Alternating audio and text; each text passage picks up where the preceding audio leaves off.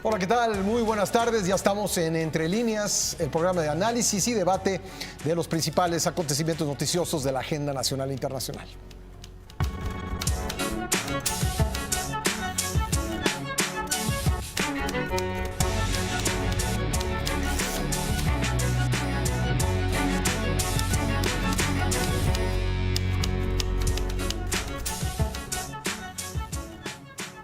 El presidente Andrés Manuel López Obrador anunció que el próximo 1 de julio, lunes 1 de julio, llevará a cabo su primer informe de gobierno para dar cuentas a los ciudadanos.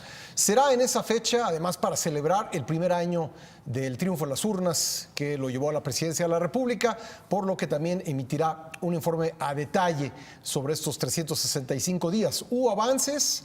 ¿Estamos igual que antes? Será el tema de esta noche y vamos a platicarlo con nuestros compañeros de la mesa. Leticia Robles de la Rosa. ¿Qué tal? Buenas tardes a todos. Ivonne Melgar. Buenas tardes, Pascal. José, buen día. Pascal, buenas tardes, ¿cómo están? Buenas tardes a todos. Y Martín Espinosa. ¿Qué tal, Pascal? A todos, muy buenas tardes. ¿Por qué no comienzas, querido Pepe? Buen día. Un año del triunfo electoral abrumador. Creo que es un comentario que se tiene que decir de entrada. Sí. De Andrés Manuel López Obrador. Sí, no, bueno, eso por supuesto, uno de los vuelcos electorales más impresionantes que hemos visto en los últimos sexenios. Bueno, nadie había ganado con 20 millones de votos. No, él ganó con más de 30. Bueno, yo creo que ni sus estrategas esperaban una cantidad igual, por lo menos esperaban 5 millones menos. Y los primeros sorprendidos creo que fueron ellos, los que le vaticinaban que ganaría, pero no con un margen de esa amplitud de la que señalas. Y además con una presencia de un partido que se había creado 3 años antes son 20 estados de la República, con el Congreso, en fin, presencia en gubernaturas. A la fecha, en 2019, vuelve a ganar 2 de las gubernaturas que se dirimen este año. Y es francamente pues un fenómeno. Es un fenómeno como partido, el haberlo logrado, y por supuesto el tsunami, digamos, electoral que se dio el año pasado está, creo que está suficientemente incluso ya celebrado porque así lo fue. ¿Qué tenemos después de un año? ¿Qué tenemos después de un año de selección? 5 meses de transición y 7 de gobierno. O sea, ya estamos hablando de un año entre los dos, una transición que también fue sui generis porque comenzó a tomar decisiones y prácticamente a tomar las riendas del asunto mucho antes de llegar a la toma de posesión. Y luego este primer año, un calificativo que creo que todos compartimos, ha sido un tiempo frenético, un activismo impresionante, una avalancha de discursos, de presencia, de acciones realmente impactante, ¿no? Como hace mucho yo creo que no teníamos un presidente, déjenme usar la palabra, casi omnipresente. Lo vemos todos los días, a todas horas, desde que comienza con la mañanera. Y para hacer, digamos, el arranque de un primer balance de estos 7 meses de gobierno, me gustaría comenzar por retomar una declaración justo de Ricardo Monreal, que me parece que es el que ha hecho la autocrítica esta semana, y está relacionado con esta omnipresencia del presidente López Obrador. Él dijo, me parece que el presidente está haciéndolo todo, lo hace todo él, está solo, y reclama un mayor acompañamiento del gabinete. Entonces, este es un primer rasgo que quiero destacar de estos primeros 7 meses. En efecto, el presidente López Obrador parece hacerlo todo sobre todas las cosas, un asunto difícil de sostener y sin el acompañamiento de un gabinete que parece absolutamente diluido. No hay figuras que estén orquestando y acompañando, incluso en muchos momentos bastante alejadas del propio discurso presidencial. A veces vemos que el discurso, las estrategias y las acciones no van en concordancia ni en la misma dirección. Y el segundo punto que me gustaría poner sobre la mesa es que, derivado de lo primero, me parece que hay una demanda cada vez más extendida de que el presidente tiene que hacer ajustes, que tiene que rectificar en algunas, digamos, de las principales omisiones que han llevado, una, a la desaceleración económica, a profundizarla, dos, a la pauperización del empleo y tres, a enfrentar las presiones de Estados Unidos. Creo que ahí tiene que hacer rectificaciones y las tiene que hacer pronto, porque si ello agudiza la desaceleración económica, lo que va a poner en peligro son los propios objetivos y los alcances de la Cuarta Transformación, es decir, de su propia administración. Bueno, Ivonne Melgar, uno de los rasgos de estos 7 meses de gobierno, pues es como decía Pepe Buendía, un presidente omnipresente, pero también el tono, creo que es importante discutirlo, un tono en el que el presidente sigue trazando la diferencia entre él y los suyos y los opositores, los adversarios, los llama él, en un tono que para muchos sigue sonando como de campaña, como si la campaña electoral, a pesar de un triunfo tan abrumador, no hubiese terminado.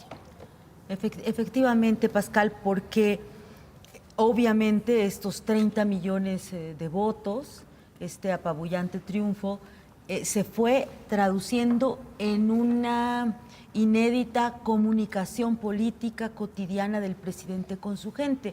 Creo que ese es hoy el rasgo que internacionalmente más distingue a México, ¿no? Un presidente queridísimo, temidísimo y omnipresente, que casi todo lo puede. Porque paradójicamente las 3 grandes asignaturas pendientes que tenemos a un año de su triunfo, ya tendremos tiempo de desmenuzarlo con precisión, pues son los 2 temas que más importan a los mexicanos, que es la economía y la inseguridad, y me voy al punto en esta pregunta de Pascal, la democracia. Paradójicamente es el presidente más querido, es el presidente más defendido por una masa de seguidores que actúa e interactúa en redes sociales, que en las calles pide darle tiempo, pero que se alinea a un discurso que de democrático tiene muy poco. Y yo dejaría en la mesa como corte de caja de este estilo personal de gobernar la emergencia de conciencias críticas interesantes. Y creo que ya tiene la 4T sus pepes grillos, sus voces que dicen cuidado, ¿no? Cuidado porque, dice Ricardo Monreal, jefe de los senadores de Morena, es buena la reconciliación, hagámosla, ¿no? Y casi le dice, hágala, señor presidente, ¿no? Porfirio Muñoz Ledo critica la forma en que se da un vuelco histórico en la relación con Estados Unidos sin escuchar al propio Congreso, porque eso es lo que ha pasado. Entonces yo creo que en uno de sus mayores déficits, desde mi punto de vista, sería esta polarización que ha hecho una lista interminable de enemigos de la transformación, en lugar de incorporarlos. Y son los organismos autónomos, la sociedad civil, los intelectuales, los especialistas, la prensa incluso, la prensa fifí dice, ya incluso hablo de columnistas, y hemos visto que había sectores que se resistían a entrar en la polarización y que le habían dado un amplísimo beneficio de la duda, Pascal, al presidente, como es el caso del Consejo Coordinador Empresarial liderado por Carlos Salazar Lomelí, que en las últimas horas, el jueves pasado, pues tuvo que decirle, así no bailamos nosotros, señor presidente, si no hay certidumbre.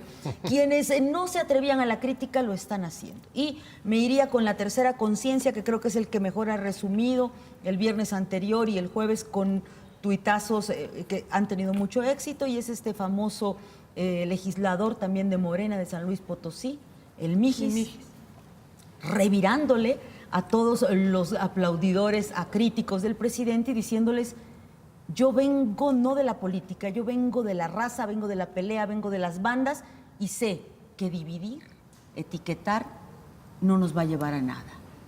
Apenas empiezan los balbuceos en la propia 4T, Pascal, y eso quiere decir que han empezado a oír también lo que estamos viendo en un estilo de gobernar que en términos de democracia creo que nos lacera lo que habíamos avanzado. Gracias, Ivonne. Martín, parecería que el presidente tiene un script, un guión, y hasta donde puede, con muy pocas excepciones, se ha marginado de él, se ha separado de él.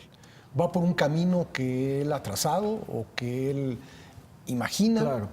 y rara vez se desvía de él. Sí, efectivamente, yo me quiero detener en una reflexión que hacía Ivonne hace unos instantes.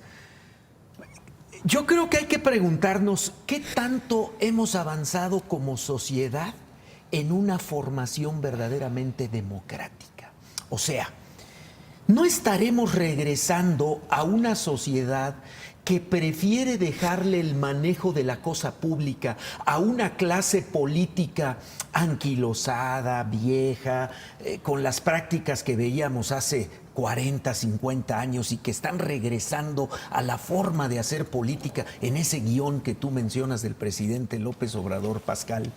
¿No será que la sociedad, lejos de evolucionar, ha involucionado en un momento en que no aprendimos en los últimos 30 años que el pueblo y el ciudadano tienen en sus manos el poder de elegir a sus gobernantes y, mejor aún, la facultad de pedirle cuentas a los gobernantes? Hoy yo no veo a la sociedad pidiéndole cuentas a este gobierno, sino a una masa a la cual el presidente se dirige con un lenguaje y con una serie de simbolismos ya preestablecidos. Por ejemplo, el evento que puede haber mañana en el Zócalo, con motivo de este primer año de su triunfo electoral, con una gran fiesta, con un discurso, con un informe al estilo del presidente, pero sin cuestionar realmente ¿cómo estamos de un año a la fecha o de 7 meses a la fecha, quitando el tiempo de transición, en materia de nuestra economía familiar, en materia de nuestros empleos, en materia educativa, en materia de todos los órdenes que nos tocan a los ciudadanos vivir diariamente en nuestra vida cotidiana? ¿Cómo estamos a cómo estábamos hace un año? Es decir, hacer un comparativo. Yo creo que no tenemos esa capacidad dentro de la masificación del discurso presidencial.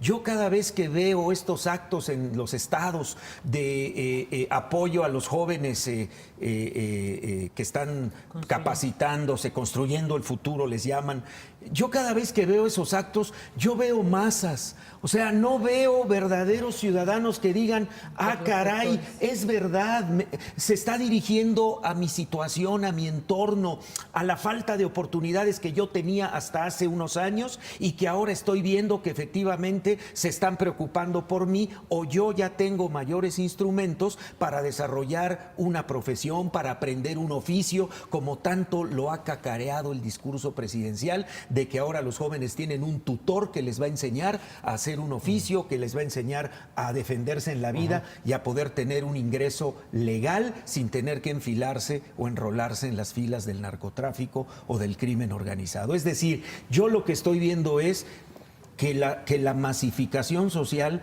ha venido a sustituir ese avance democrático que creíamos algunos analistas que habíamos logrado, por lo menos en la última década, ya con un instituto electoral mucho más ciudadanizado, hoy combatido incluso por este discurso político. ¿Será que la democracia fue sepultada por 30 millones de votos? Es que eso es lo que hay que preguntarnos. No, yo no lo creo. No lo creo. Leticia Robles de la Rosa. Yo sí creo que esos 30 millones de votos nos están llevando a escenarios de regresión, porque estamos viendo cosas que en teoría ya teníamos, bueno, en teoría y en realidad teníamos superados. La relación del Estado con la Iglesia. Hace muchos años, en los 30, México definió por segunda vez después de Juárez, con Plutarco Elías Calles, que el Estado era totalmente laico. Hoy vemos, ya en este siglo, que las iglesias se van a hacer cargo de moralizarnos y se anuncia en el Palacio Nacional después de una reunión con el jefe de Estado laico, pero que él dice que esta intervención de la Iglesia no Ahora, lesiona. Yo haría un matiz ahí, no es la iglesia, refiriéndonos Las a la iglesia iglesias. católica. Son los No, evangélicos. las iglesias evangélicas, pero a fin de cuentas Sí. es religión. Sí. A fin de cuentas es iglesia. Sí. O sea, volvemos a ese escenario. Otra regresión. En los últimos días hemos visto discusiones en torno a nuestro INE. Y digo INE porque nosotros somos la generación que votamos desde 1988 por una evolución democrática para ir sacando al PRI De la de, organización de todo el electoral, Estado, claro, ¿no? Y de claro. todo el Estado. Desde que la oposición llegó en 1977 con la reforma electoral, por generaciones hemos ido votando hasta que logramos sacarlos en el año 2000 con Vicente Fox, ¿sí? Ahora nos están diciendo que ese modelo que nos llevó a acabar con un Estado totalitario disfrazado de democracia, que era el PRI, ya no es el modelo correcto. Y nos los están diciendo algunos que durante esos años promovieron eso, como Pablo Gómez. Yo realmente me voy de espaldas cada vez que escucho o leo a Pablo Gómez. Sí. Porque es un Pablo Gómez el que yo leí durante 30 años Y otro. y otro completamente distinto, pero completamente distinto Totalmente. al que estoy leyendo ahora o estoy escuchando ahora. Los argumentos que hoy utiliza, yo creo que no los utilizó ni siquiera el priista más acendrado cuando se oponía a la ciudadanización de lo que era el órgano electoral. Ahí tenemos otra muestra de regresión. Otra más. Veníamos con una dinámica entre tropezones y todo esto, de llevar a la educación a que tuviera criterios alejados de intereses magisteriales o de sindicalizados, no magisteriales. Siempre tendrá que tener los intereses de los maestros, porque ellos son fundamentales. Sin maestros no hay educación, punto y se acabó. Pero una cosa son los maestros como hacedores de la educación y otra cosa es su sindicato, Sí, la organización como del sindicato. hacedores de intereses sindicales, que son completamente distintos.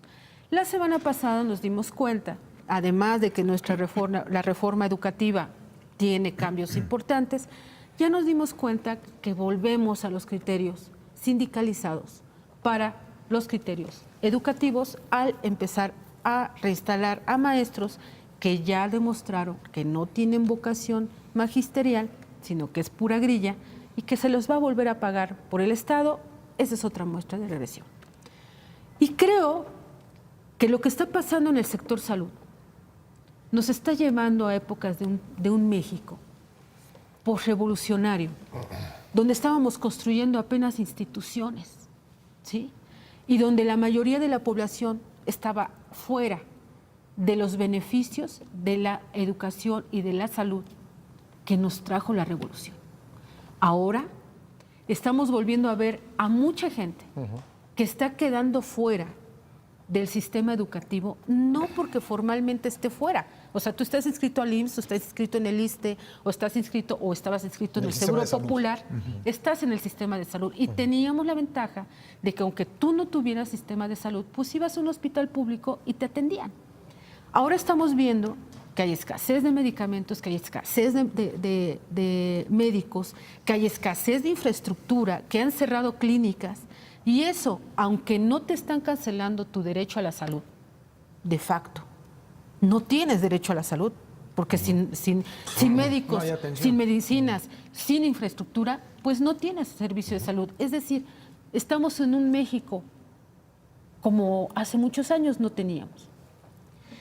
Y yo quiero no solamente hablar de estas cosas que estamos viendo de regresiones que a mí me parecen gravísimas y que creo que esos 30 millones de mexicanos no entendieron que lo que estábamos viviendo eran asuntos de evolución y apostaron por algo que nos está llevando a una regresión. No les convenció la democracia y además recordemos que hay encuestas, estudios latinoamericanos en el que toda la población te dice que la democracia no es prioridad. ¿Qué es la democracia? A mí qué me importa la democracia. Hay un desencanto, ¿no? Hay un desencanto, y no solamente en México. Entonces yo creo que esto de volver, como decía Martín, vamos a dejarle que todo lo hagan ellos. Me recuerda mucho al México que construyó Plutarco Elías Calles. La gran diferencia es que el México que construyó Plutarco Elías Calles, con todas estas instituciones que veníamos de la revolución, a ver, Plutarco Elías Calles y el PRI sí destruyeron cosas, pero no dejaron a la deriva nada. Y era una revolución, y estábamos cambiando del régimen porfirista a un nuevo estadio en el que todos teníamos que participar. Pero era una sociedad mayoritariamente rural e inmensamente ignorante.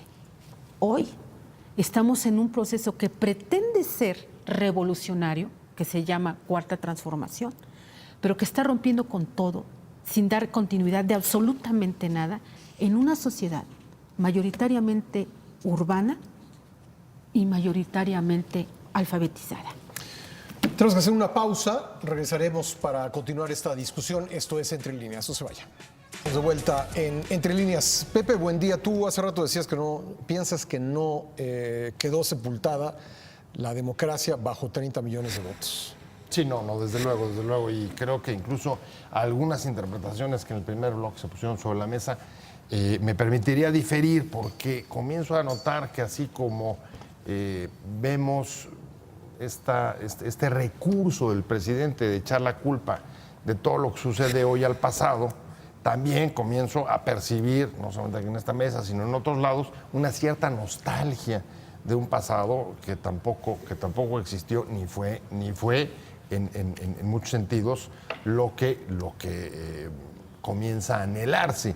Y producto justo de ello fue que el año pasado se expresó un voto impresionante de indignación y contra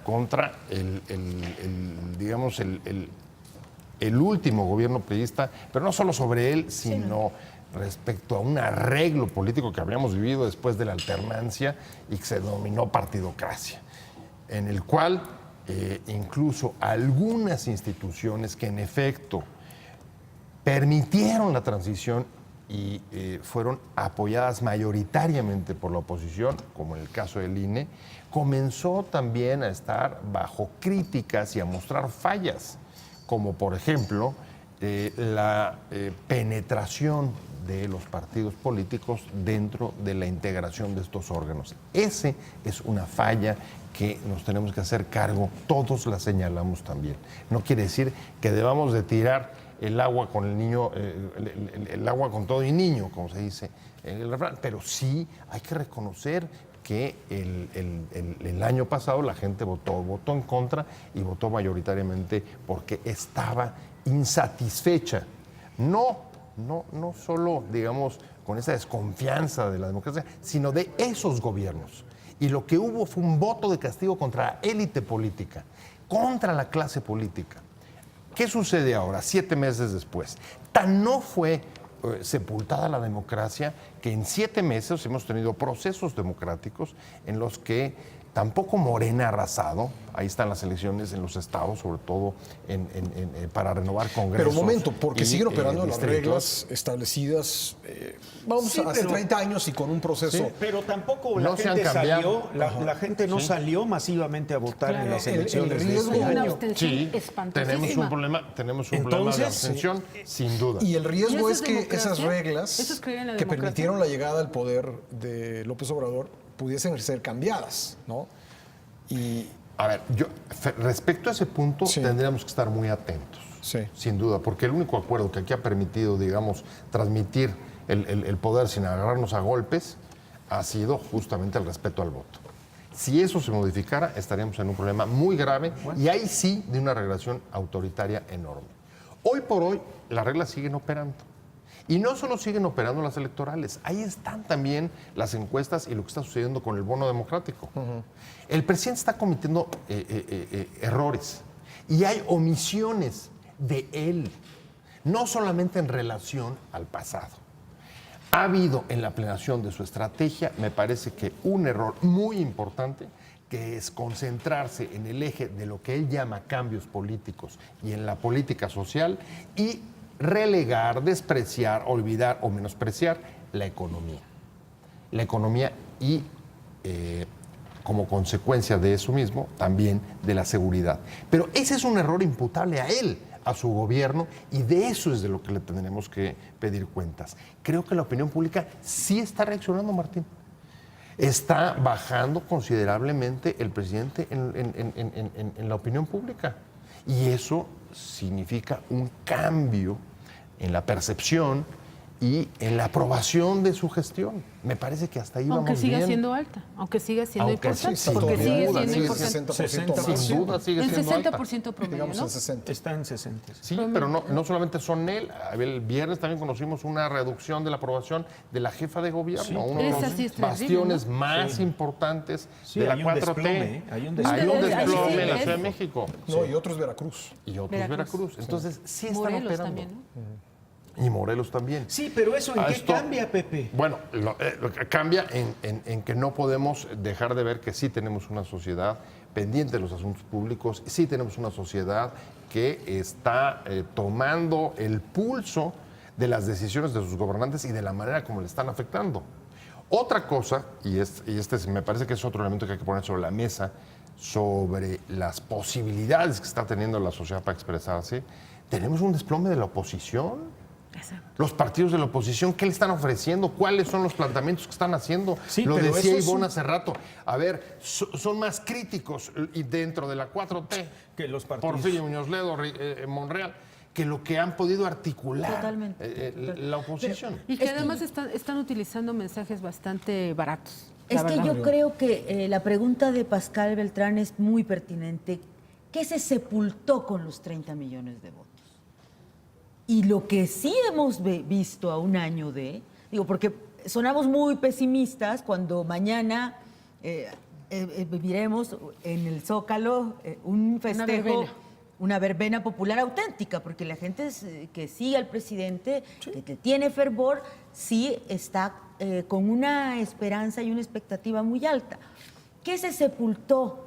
Y creo que la pregunta de Pascal es la gran pregunta. Yo creo que se sepultó el fracaso de una élite política que con todo el aparato del Estado, inclúyase autónomos, legislativo, judicial, habían vivido de manera cínica la normalización de tres cosas: desigualdad, corrupción y parafernalia del poder, excesos.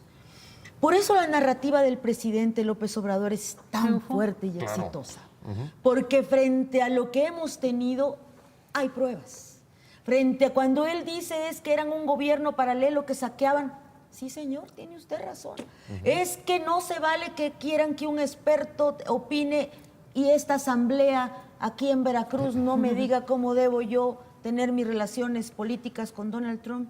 O sea, habíamos como sociedad, y ese yo creo que es el punto que no terminamos de digerir, habíamos normalizado, invisibilizado la desigualdad. Somos una sociedad demasiado segmentada, clasista, racista, donde se vivía como normal que hubiera educación de primera, educación de segunda, salud de primera, salud de quinta, élites que pueden reproducirse a través de la educación en el extranjero. Es decir, lo que el presidente ha venido a hacer es a decir: yo quiero a los pobres y los quiero levantar, aun cuando esto implique bajar a los que estaban arriba, incluyendo la clase media. ¿Cuál es el pero, Pascal?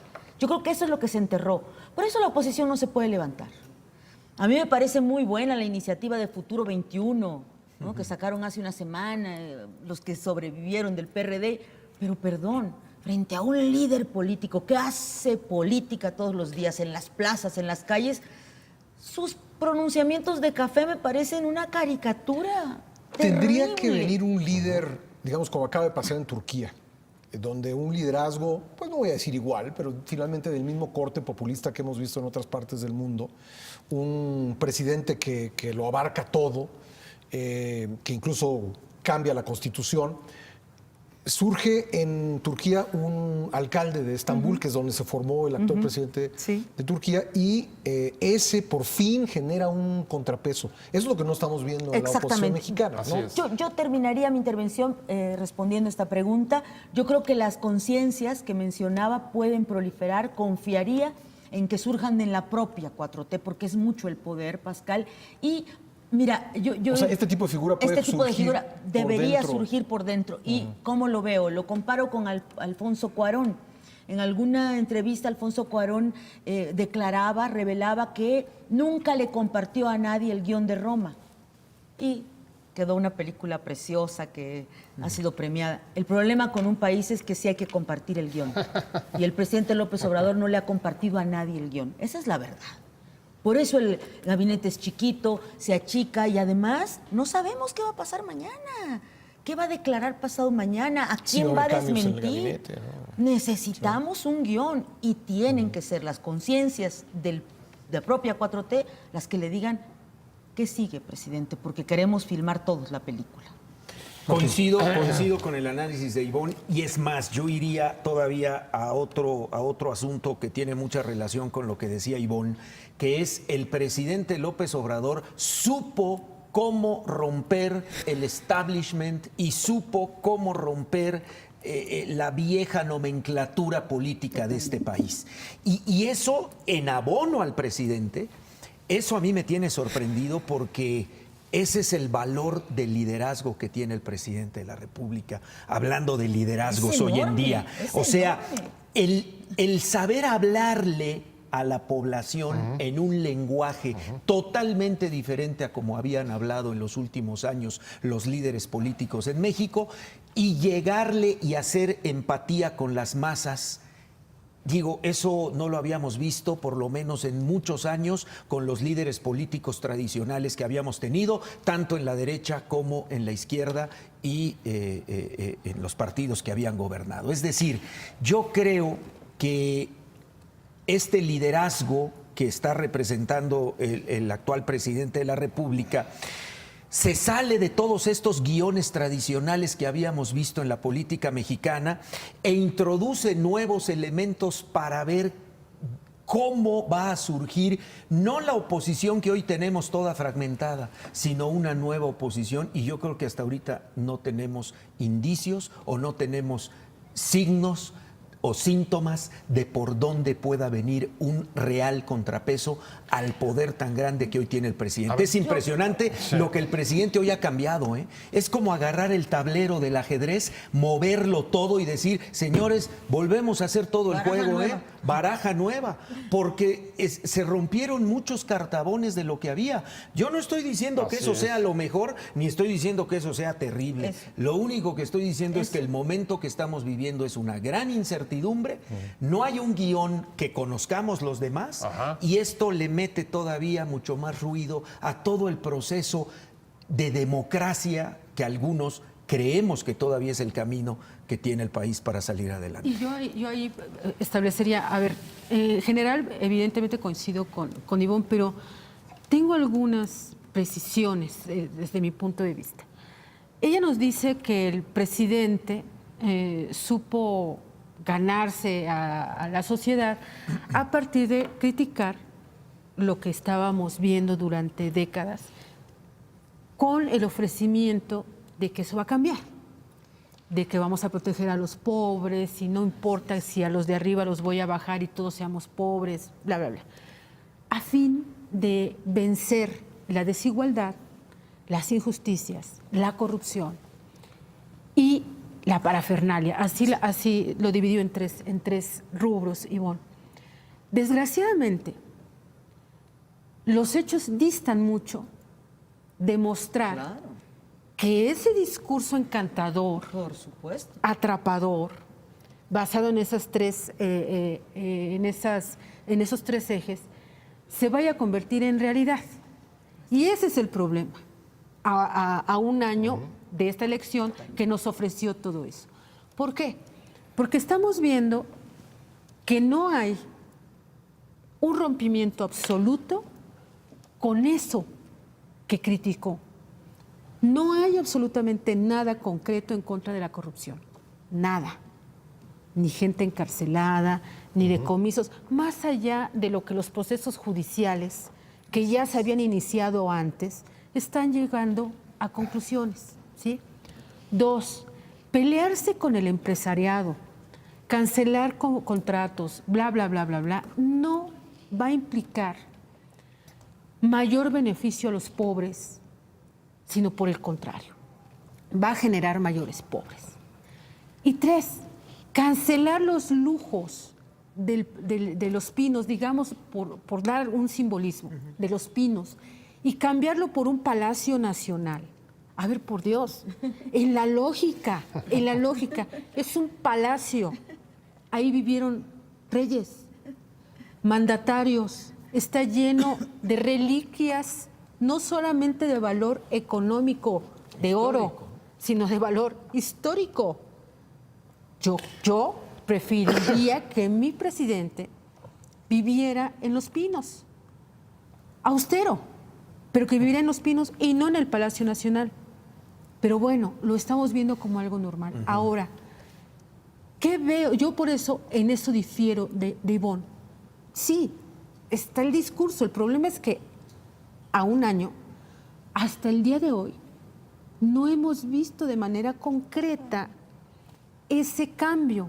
Decía Pepe, hay rompimiento. Sí, Pepe, porque siempre en los cambios de gobierno tiene que haber rompimientos. Lo vimos con Fox. Hubo rompimientos, malos, buenos, mediáticos, no mediáticos.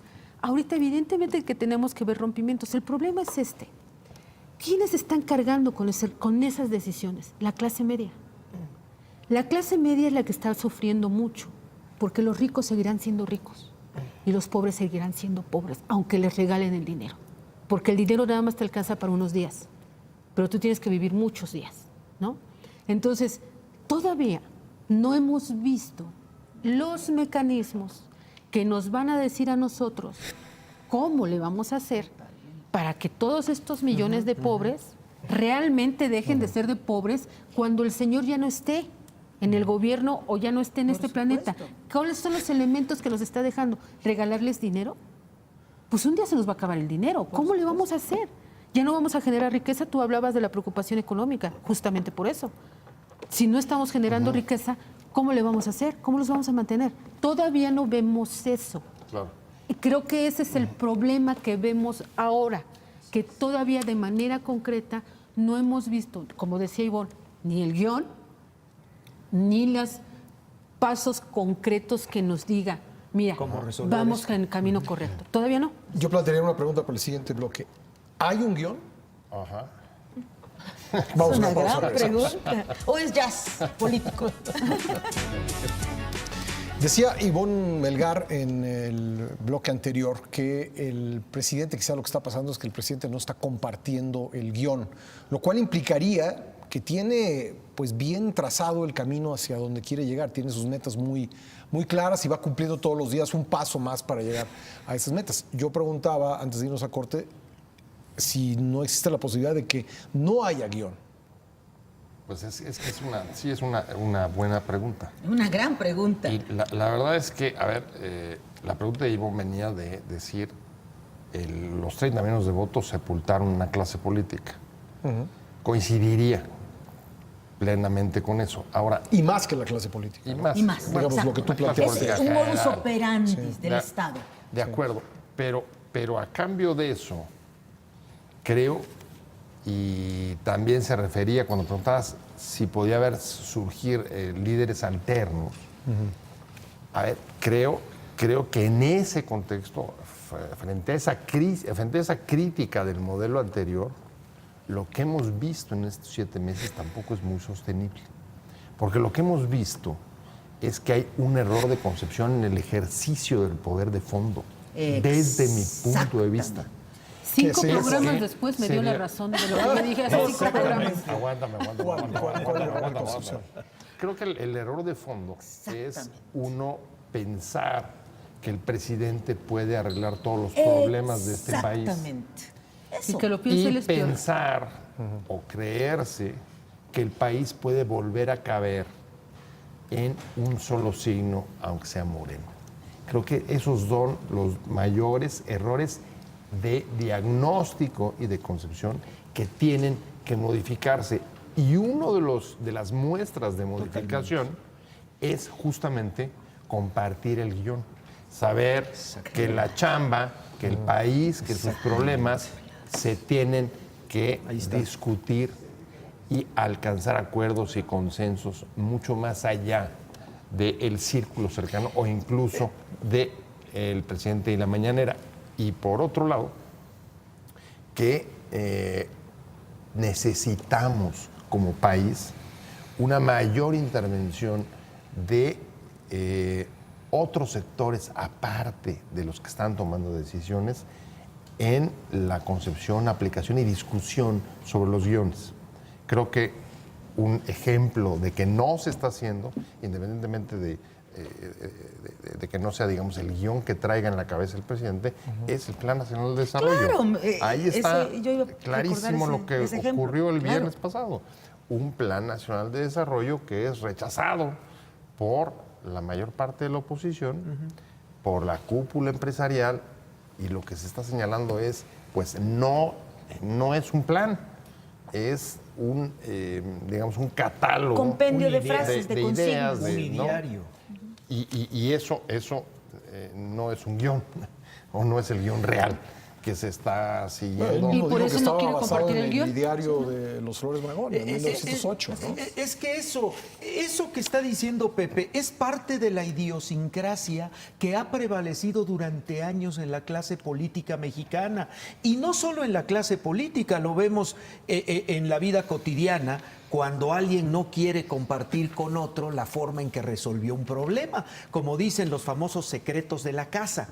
Pero bueno, yéndonos a nivel nacional y retomando lo que decía Pepe Buendía, efectivamente yo creo que es un error hoy pensar que el país puede volver a ser gobernado como se gobernó el México de principios del siglo pasado, después de la Revolución Mexicana.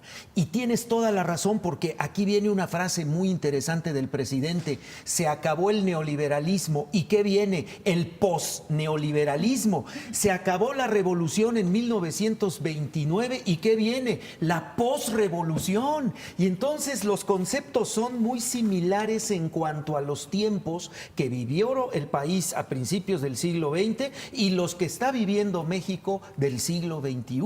Seguimos pensando que el país todavía cabe bajo un gran movimiento nacional que solo tenga unas siglas y no permitir que haya Regresión. competencia política Regresión. con otros movimientos que realmente hoy pudieran no Ahora, competir, pudieran enriquecer la vida nacional. Ahora, estando de acuerdo con lo que planteas, me llama la atención que no todos los días, pero con cierta frecuencia el presidente habla de democracia y dice ser un demócrata. Claro, Entonces, Pero digamos, ¿cómo entender? ¿Habita en él cierto espíritu democrático que está en conflicto con este ánimo que acabas de describir? Pues es democracia a la mexicana.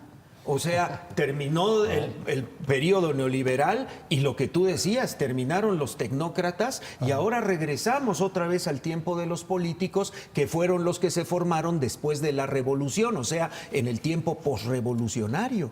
O sea, si lo podemos resumir en algo tan simple como eso, pudiéramos estar frente al nuevo o al renacimiento otra vez de la clase política, quitando a los tecnócratas que trajeron el neoliberalismo y que la concepción del presidente López Obrador fue una etapa nefasta, funesta para el país, como lo dice continuamente en las conferencias mañaneras o en los discursos donde se dirige a la gente, al pueblo. Yo creo que si me permiten intervenir, yo creo que él no es un demócrata. Porque un demócrata acepta cuando pierde, acepta cuando la mayoría no está en su favor. Y Andrés Manuel López Obrador acepta la democracia solo cuando él gana. Y por eso le gustan las asambleas populares, donde, a ver, toda la gente que va a un lugar que tú estás citando, pues va porque está contigo. Por lo tanto, el público está en tu favor. Y si tú dices, ¿verdad que tengo que volar a la luna? Pues todos te van a aplaudir, te van a decir que sí, van a levantar la mano para decirte que sí. Por eso le gusta mucho este consulta democrática. A mano alzada. A mano alzada, porque tiene públicos controlados que le van a dar la razón. Pero sabemos que Andrés Manuel López Obrador pues no supo entender cuando perdió en Tabasco. Fue muy feliz cuando ganó en la Ciudad de México. No supo entender cuando perdió 2 veces en la presidencia de la República y ahora es muy feliz porque ganó la presidencia de la República. Entonces, un demócrata lo es perdiendo o ganando. Es un demócrata. Sí, lo mismo trabajas cuando pierdes exactamente, que cuando no ganas. pierdes, ¿no? Él nunca le alzó la mano a su adversario que le ganó una elección. Nunca, nunca. Un demócrata acepta que perdió, le dice al contrincante que te vaya muy bien, que bueno, adelante, y sigues en tu camino, en tu faena, de volverte a candidatear para hacer otro intento y que la gente se convenza de tu proyecto. Vuelves a perder, le vuelves a decir al tipo oye, felicidades, qué bueno, pero yo sigo trabajando, yo sigo en mi proyecto, estoy convencido de ello y tú no me vas a frenar. Y llegará un momento en que yo convenza a la mayoría de los electores y un día van a votar por mí. Eso es un demócrata. Pero el presidente López Obrador tiene antecedentes de que no. Ahora, ¿qué pasa en este país cuando un hombre como él, que le gustan estos grupos coincidentes con su posición y todo lo que no es coincidente con su posición es descalificado? Retomo lo que tú decías al principio, esta división, esta polarización, lo que está conmigo está bien, lo que no está conmigo está mal, está reprobado, hay que hacerlo a un lado, es el mal del país, son las élites, son los tecnócratas, son bla, bla, bla, bla, bla. ¿Qué tenemos como alternativa? Nada, porque la oposición está pelas. No logran cohesionarse, no renuncian a sus propios egoísmos, no hacen un contrato común, no tienen eso. Y además, los mensajes que te mandan, desde mi punto de vista, son muy baratos. Ahorita, ay no, ¿cómo es el que el presidente va a hacer una fiesta el primero de julio? Porque, a ver, espérate, Fox hizo una fiesta el 2 de julio del siguiente año que ganó.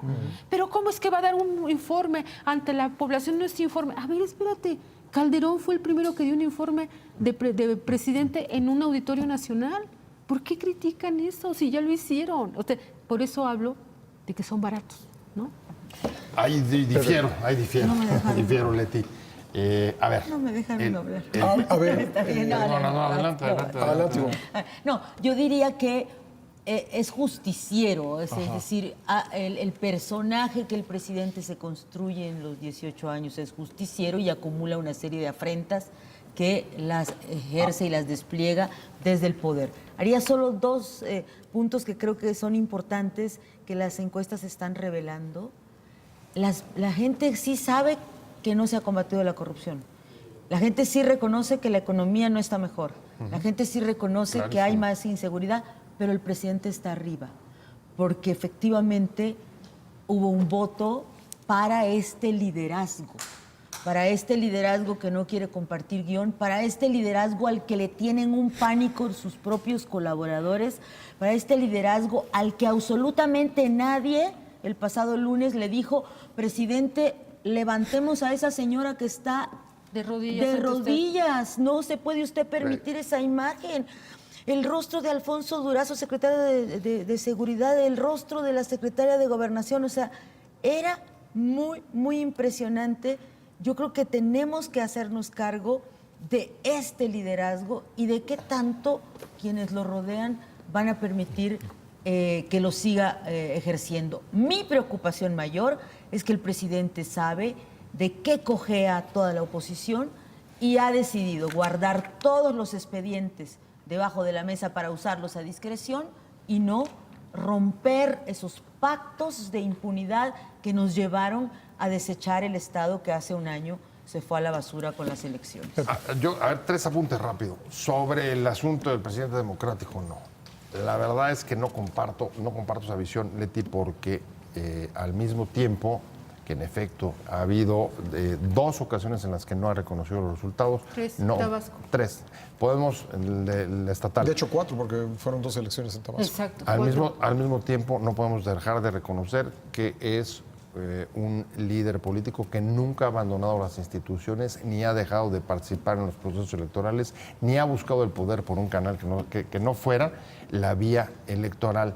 En un país en el que desde 1988 hasta las elecciones, en efecto, también del Estado de México de 2017 fue, 2017, ¿no? sí. No hemos tenido más que la reedición también de problemas periclitados de fraudes y trampas que incluso han reaparecido, como fue en el caso del Estado de México.